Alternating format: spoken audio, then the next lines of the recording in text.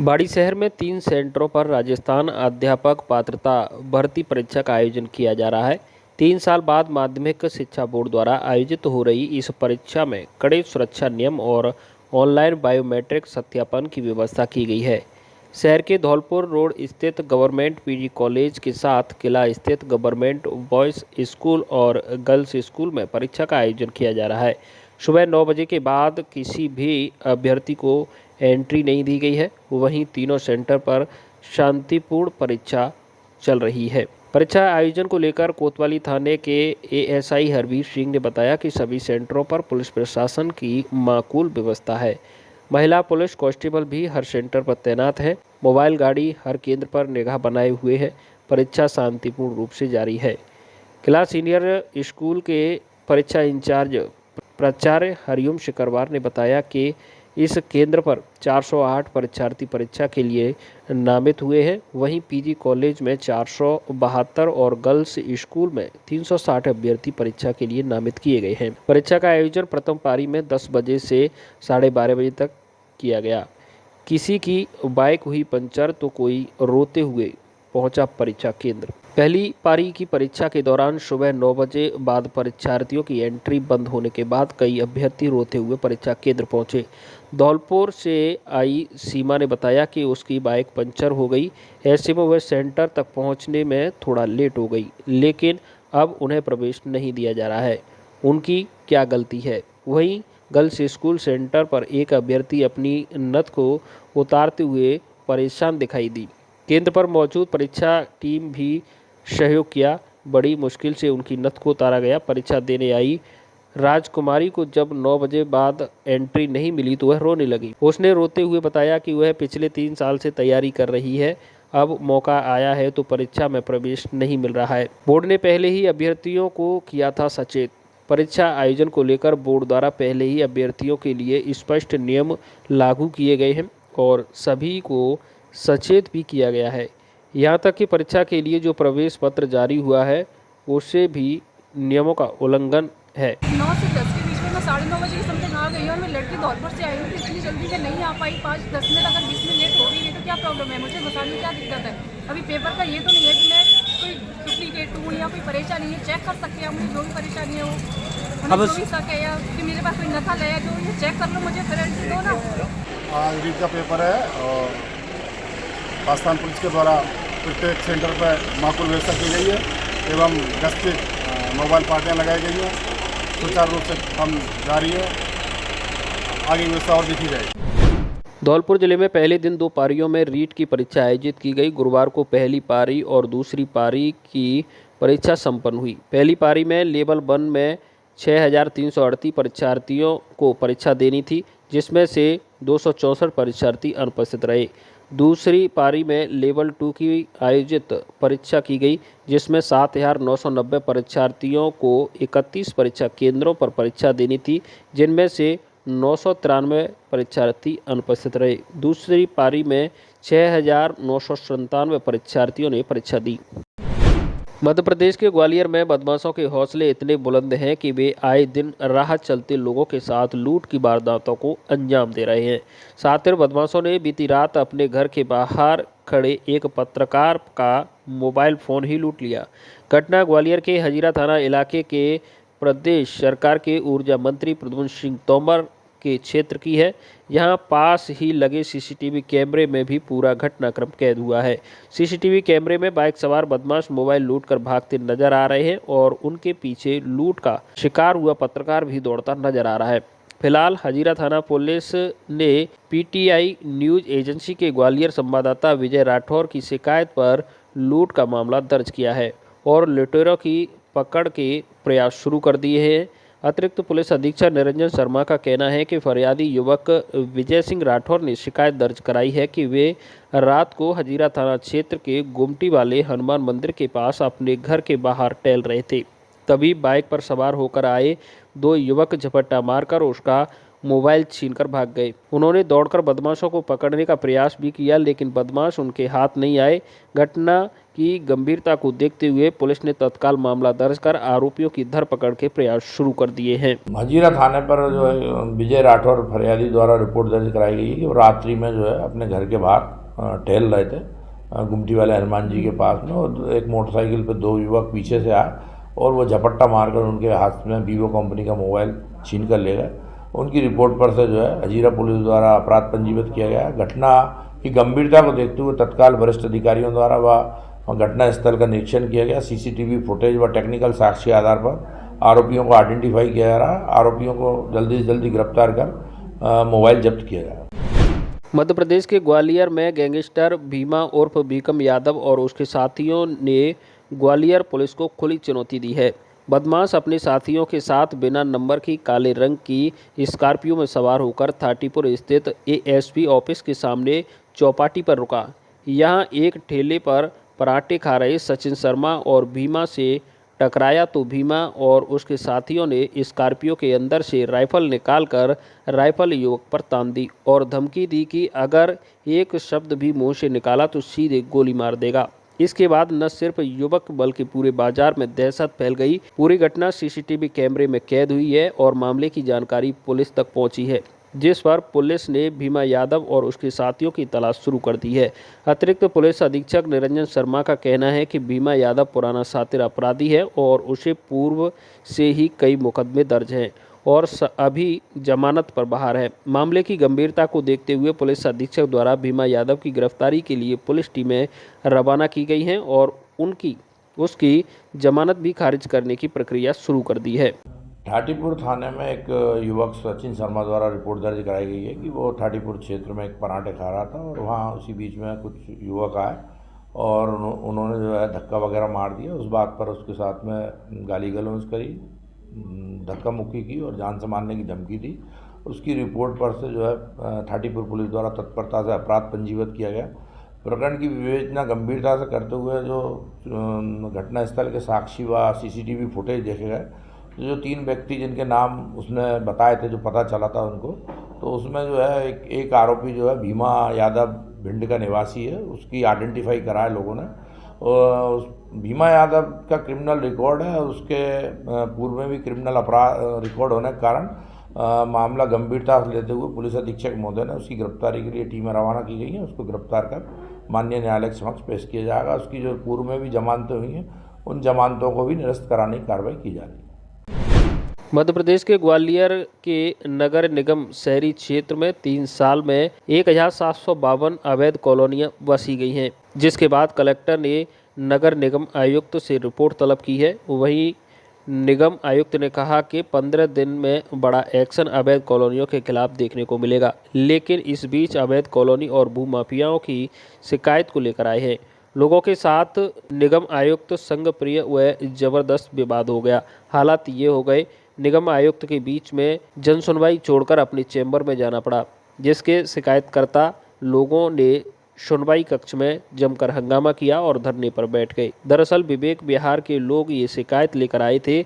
उनके सार्वजनिक पार्क, खेल मैदान और स्कूल की जमीन पर भूमाफियाओं द्वारा कब्जा किया जा रहा है, जिसे मुक्त कराया जाए। साथ ही निगम के जोनल ऑफिसर की कार्यप्रणाली पर सवाल खड़े कर रहे थे।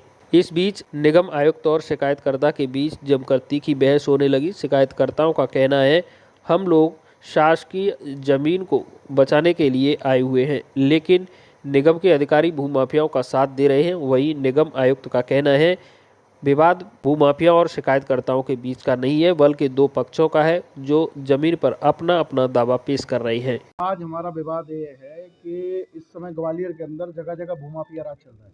आप सरकारी जगह जहाँ भी दिखती है वहाँ भूमाफिया कब्जा कर रहे हैं। अभी लेटेस्ट मामला विवेक विहार का है, विवेक नगर का है, विवेक नगर वार्ड 21 का है। तो उसमें पिछले 50-60 साल से वो जगह पार्क के लिए और स्कूल के लिए देखते हैं। वहाँ पे हंसराज जो सांसद थे एक समय पे, उन्होंने वो उनकी जो निधि है उससे वो पूरी बाउंड्री वाल उसकी हुई है। अभी 1 महीना पहले वहाँ पे ये क्षेत्र के दबंग लोग हैं जिन पर राजनीतिक संरक्षण प्राप्त है, इनको अधिकारियों का भी उनसे मिली भगत है, उन्होंने जाके उस पर कब्जा कर लिया है। जबरन बाउंड्री और वो पुरानी बाउंड्री तोड़कर नई बाउंड्री बना ली और गेट लगा दिया। उसके अंदर 2 सरकारी पंप हैं। सरकारी पंप के अलावा वहाँ पे बिना परमिशन के निर्माण हुआ है। हम नगर निगम कमिश्नर से ये बात पूछने आए थे कि ये कैसे हो रहा है, आपकी देखरेख में हो रहा है, आप क्यों कार्रवाई नहीं कर रहे? ये लोग कई दिन से चक्कर लगा रहे हैं, तब मजबूरन बस हमें आना पड़ा। कोई इन पे बस तारीख पे तारीख दे देते हैं और उनका कहना है कि जीडीए देखेगी। जीडीए का भी काम है, लेकिन इसमें नगर निगम का भी महत्वपूर्ण काम है। मैं ये पूछ रहा हूँ कि किसी गरीब आदमी का मकान बिना परमिशन के निर्माण होता है तो उसको तुरंत नगर निगम तोड़ देती है। ये साफ साफ कब्जे की जगह है। इसके बाद शिकायत के बाद उनके पास कोई इसका उत्तर नहीं है और नगर निगम की बीच सुनवाई छोड़ के ही उठ के चले गए। बोल रहा है कि उन्होंने तो पैसे देके रजिस्ट्री कराई है, रजिस्ट्री उनके पास बहस नहीं हुई, मैं अपनी बात रख रहे थे। हम लोग हमारी बात सुनने को तैयार नहीं थे। वो अपनी अपनी सुना रहे थे और बिना किसी सारवान उत्तर के उठ के चले गए। समय भी नहीं बताया कितने समय समस्या का समाधान करें। उनका कहना तो ये है कि जो बोरिंग की आप बात कर रहे हैं वो बंद है। नहीं, कोई बंद नहीं है। चालू बोरिंग है। उसके कर्मचारी का नाम बता सकता हूँ। कमिश्नर महोदय का कहना है कि मैं कर्मचारी रिपोर्ट दी है कि वो प्राइवेट बोरिंग है, जबकि वो शासकीय बोरिंग है। नगर निगम का उसमें जो पंप में काम कर रहा है उसका नाम है सुरेश सिंह तोमर। और सुरेश सिंह तोमर हमने बता दिया है, इनके जेडो देख के भी आए हैं, लेकिन कमिश्नर के सामने बोल नहीं पा रहे थे। हमारी ये मांग है कि हमने इनको संज्ञान में लाए कमिश्नर साहब के, और हम जीडी ऑफिस में भी संज्ञान में लाएंगे। और अगर इस पर कोई कार्रवाई नहीं हुई तो बड़ा आंदोलन आम आदमी पार्टी करेगी। भूख हड़ताल बैठेंगे सड़कों पर, गांधीवादी करेंगे। एक्चुअली कमिश्नर साहब हमारी बात सुनना ही नहीं चाह रहे थे। उनका कहना था हमने अपनी जांच करा लिया, हमारे कर्मचारी ने जो रिपोर्ट दिया उसके अनुसार जो शासकीय बोरिंग आप बोल रहे हैं वो प्राइवेट बोरिंग है। और वहाँ जो बाउंड्री का निर्माण हुआ वो प्रीकास्ट बाउंड्री है, उसके लिए परमिशन लेने की जरूरत नहीं पड़ती। जबकि प्रेजेंट में वहाँ जो बाउंड्री का निर्माण हुआ, एक तो सांसद निधि की जो बाउंड्री थी उसके ऊपर ही बाउंड्री बनाई है। अगर सांसद ने कोई किसी भी सांसद या विधायक पैसा देता है बाउंड्री निर्माण के लिए या किसी निर्माण के लिए, वो शासकीय क्षेत्र के लिए देता है, ना कि किसी निजी सार्वजनिक। लेकिन कमिश्नर साहब का बार बार कहना था हम आपका सुन रहे हैं, लेकिन पक्ष उनका भी सुना जाएगा क्योंकि उन्होंने रजिस्ट्री कराई है। जगह हमारी नहीं है, जगह सभी सार्वजनिक जगह है। फार्म 4 कॉलोनी है, जीडीए ने उसका लेआउट बनाया था, बाद में नगर निगम को हैंडओवर हो गई है। अगर नगर निगम को हैंडओवर नहीं हुई तो नगर निगम भवन निर्माण की परमिशन क्यों दे रही है? ग्वालियर नगर निगम पे लगातार भ्रष्टाचार के आरोप लगते हैं। भ्रष्ट है ना? क्या मानते हैं? महाभ्रष्ट है ग्वालियर नगर निगम। आम व्यक्ति से टैक्स वसूला जाता है डेवलपमेंट के लिए, और IAS IPSओ के बंगलों के सामने विकास हो रहा है और गलियों में सीवर बह रही है। ये स्थिति है ग्वालियर नगर निगम की। गांधी रोड को देखो, बिल्कुल ग्रेनाइट लगा के चमका रहा है। गली बोलने को देखो, कॉलोनियों को देखो, VIP कॉलोनी देख लो, माधव नगर देख लो। अवैध कॉलोनी तो उसे नहीं कहेंगे। एक जो विवेक नगर का प्रकरण है उसमें पिछले 10 दिन से जो कुछ लोग हैं उसमें 2 पक्ष हैं। तो एक पक्ष का कहना है कि वहाँ पर अवैध निर्माण हो रहा है रिक्त भूमि पर, दूसरे पक्ष का भी वो भी आवेदन आए हैं स्वयं से, तो उनका भी कहना है कि उनकी बाकायदा रजिस्ट्री है जो मैंने स्वयं भी देखी थी। तो इसके संबंध में विवाद है। तो इसमें कई और इसी से संबंधित विषय हैं कि वहाँ पर बोरिंग है या उनके द्वारा कहा जा रहा है कि निधि से काम कराया गया है। तो इसके संबंध में जो भवन अधिकारी हैं राकेश कश्यप, उनसे रिपोर्ट ली गई है। और साथ में इसमें चूंकि उस जगह की रजिस्ट्री है तो संबंधित रजिस्ट्रार या फिर जो निर्धारित प्रक्रिया है उनके माध्यम से कार्रवाई की जाना है। तब तक जो दूसरा पक्ष है जिसके विरुद्ध आज लोग आए हैं उनको भी वो समक्ष मिलने आए थे। तो मैंने कहा था कि जब तक विवाद का निराकरण न हो जाए तब तक काम रोक कर रखें, इस तरह से निर्देशित किया गया है। और GDA जो है इसमें जो नक्शा जो पास हुआ है वो GDA के अधीन है। तो GDA की रिपोर्ट के आधार पर आगे तय हो पाएगा कि जो वो निर्माण करा जा रहा है वो सही है कि नहीं। तब तक यथास्थिति रखने को कहा गया है। तो आज जन सुनवाई में जो लोग आए हैं वो पार्टी एक से भी जुड़े हुए हैं, तो उन्होंने थोड़ा शांति व्यवस्था भंग करने भी की कोशिश की। जिनमें जो हमारे बाकी नागरिक जन सुनवाई में आए हैं उनके भी आवेदनों को सुनने में कठिनाई उत्पन्न हुई है। हिंडौन सिटी में बेटे ने की मां की निर्मम हत्या, पुलिस ने 24 घंटे में किया खुलासा। नशा बना नाश की जड़, मां ने पैसे देने से किया इनकार, बेटे ने ले ली जान। करौली जिले के हिंडौन सिटी के सिकंदरपुर गांव में दिल दहलाने वाली वारदात सामने आई, जहां नशे के लिए पैसे न मिलने पर कलयुगी बेटे ने अपनी मां की ही हत्या कर दी। सबूत मिटाने के लिए उसने लाश को सरसों के खेत में दफना दिया। पुलिस ने तत्परता दिखाते हुए महज 24 घंटे के भीतर आरोपी को गिरफ्तार कर लिया। 27 वर्षीय दयाल जाटव नशे का आदी था और अक्सर अपनी 60 वर्षीय मां लखनबाई से पैसे मांगता था। जब मां ने पैसे देने से इनकार कर दिया तो गुस्से में आकर उसने कुल्हाड़ी से वार कर और फिर गला दबाकर उसकी हत्या कर दी। बाद में शव को खेत में छुपा दिया। पुलिस अधीक्षक ब्रजेश ज्योति उपाध्याय के निर्देशन में विशेष टीम गठित की गई। थानाधिकारी देवेंद्र कुमार ने पुलिस टीम के साथ लेकर तुरंत कार्रवाई करते हुए आरोपी को पनबेड़ा के पास से गिरफ्तार कर लिया। आरोपी के खिलाफ पहले भी हत्या के प्रयास और मारपीट के मामले दर्ज थे। पुलिस पूछताछ में आरोपी ने जुर्म कबूल कर लिया और बताया कि उसने मां के गहने भी बेच दिए थे। पुलिस ने आरोपी को गिरफ्तार कर न्यायिक प्रक्रिया शुरू कर दी है। दिनांक 25 फरवरी 2025 को शाम को करीब 5 बजे के जरिए टेलीफोन सूचना मिली कि एक लड़के ने अपनी ही मां को मारकर किसी सरसों के खेत में उसके शव को गाड़ दिया, जिस पर सूचना पर तस्दीक एवं कार्रवाई हेतु पुलिस जाब्ता और श्रीमान वृत्ताधिकारी महोदय और मैं स्वयं पहुंचा, जहां पर भूर सिंह पुत्र हरी सिंह जाटव ने तहरीर दी कि भाई उसके छोटे भाई दयाल जाटव ने अपनी मां लखनबाई को मारकर सरसों के खेत में गाड़ दिया है, जिस पर मुकदमा दर्ज किया गया। बाद मुकदमा के मुलजिम की तलाश पतारिशी हेतु टीमों का गठन किया गया। श्रीमान पुलिस अधीक्षक महोदय जिला करौली के निर्देशन में मुलजिम को शीघ्र ही हमने डिटेन किया। मुलजिम की दयाल जाटव को डिटेन करके मुलजिम की निशानदेही से सरसों के खेत में गड़े हुए शव को प्रशासन की मौजूदगी में बाहर निकलवाया गया, जिसका पंचनामा तैयार कराया गया तथा मेडिकल बोर्ड से मेडिकल कराया गया, पोस्टमार्टम कराया गया और लाश को सुपुर्द परिजनों को किया गया अंतिम संस्कार हेतु। उसके बाद पूछताछ मुलजिम को गिरफ्तार किया गया। मुलजिम नशे का आदी था और अक्सर कर अपनी मां से पैसे लेता रहता था। जब कुछ दिनों से उसकी मां पर पैसा देना बंद कर दिया, मां ने कुछ गहने भी पहन रखे थे, तो पैसों के लालच में और गहनों को लेने के लालच में मुलजिम दयाल जाटव ने अपनी ही मां को पहले कुल्हाड़ी से उल्टी तरफ से वार किया, डंडे से वार किया। जब बेहोश हो गई तो उसके गर्दन को गला घोंट के अपनी मां को मार दिया और उसके शव को सरसों के खेत में गाड़ दिया। इस बाबत मुलजिम से अनुसंधान किया जा रहा है एवं मुलजिम को पीसी रिमांड पर लिया जाकर अन्य तफ्तीश की जा रही है। बाड़ी शहर की परशुराम कॉलोनी स्थित ब्रह्मा कुमारी आश्रम में आज शिव बाबा का अवतरण दिवस मनाया गया। समारोह के मुख्य अतिथि के रूप में जिला कलेक्टर श्रीनिधि बीटी ने शिरकत की। उन्होंने ध्वजारोहण के साथ कार्यक्रम में मौजूद सभी लोगों को संबोधित किया और बताया कि ब्रह्मा कुमारी आश्रम से उनका पूर्व में भी जुड़ाव रहा है।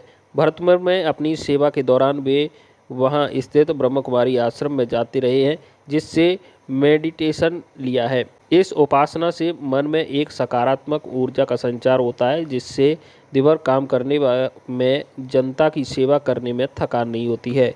अपने संक्षिप्त उद्बोधन में उन्होंने कहा कि प्रजापिता ब्रह्मा कुमारी आश्रम की जितनी भी ब्रांच हैं वह लोगों में सकारात्मक ऊर्जा और सकारात्मक संदेश का प्रचार करती हैं। किसी से कोई बैर भाव नहीं रखना, हर व्यक्ति किसी के प्रति सकारात्मक सोचना उनका उद्देश्य रहता है, जो एक पॉजिटिव एनर्जी को जन्म देता है और लोगों में इससे अच्छे गुणों का संचार होता है।